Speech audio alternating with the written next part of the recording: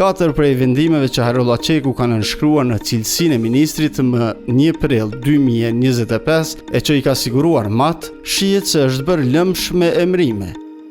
Zyrtarja e Ministrisë Zjarta Osmani, duke qenë ushtruese e detyrës, drejtorës së zyrës për të drejtat e autorit dhe të drejtave të përafërta në Ministrinë e Kulturës, është emëruar ushtruese e detyrës, drejtorit ekzekutiv të Agjencisë për Zhvillimin e Rinisë. Por ky nuk ishte vendimi vetëm ku figuron emri i Zjarta Osmanit. Po atë ditë, Hajrullah Çeku e emëron atë antare të Këshillit Drejtues të Bibliotekës Kombëtare si përfaqësuese e Ministrisë së Kulturës.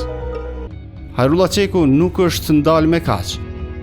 Ai në prill të këtij viti kishte marrë edhe disa vendime tjera që nga njohës të administratës po konsiderohen të kundërligjshme. Kohëve të fundit janë shtuar numri i vendimarrjes ose i vendimeve që kanë nxjerrë ministrat, sidomos ata që njëkohësisht janë edhe deputet të Kuvendit të Kosovës.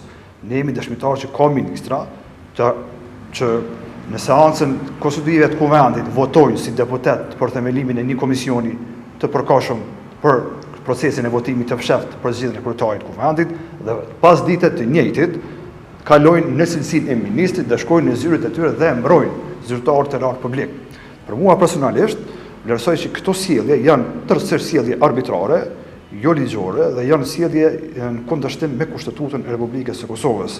Dhe vendimarrja e tillë e këtyre zyrtarëve prodhon jo vetëm pasoja kushtetuese dhe administrative, por unë vlerësoj që prodhon edhe pasoja penale. Sepse këto çështje, kur një person njëkohësisht në 2 funksione ushtron vendimarrje, ai gjendet në një pozicion së paku të një konflikti të interesit. E konflikti i interesit është vepër penale e ndëshkueshme sipas kodit penal.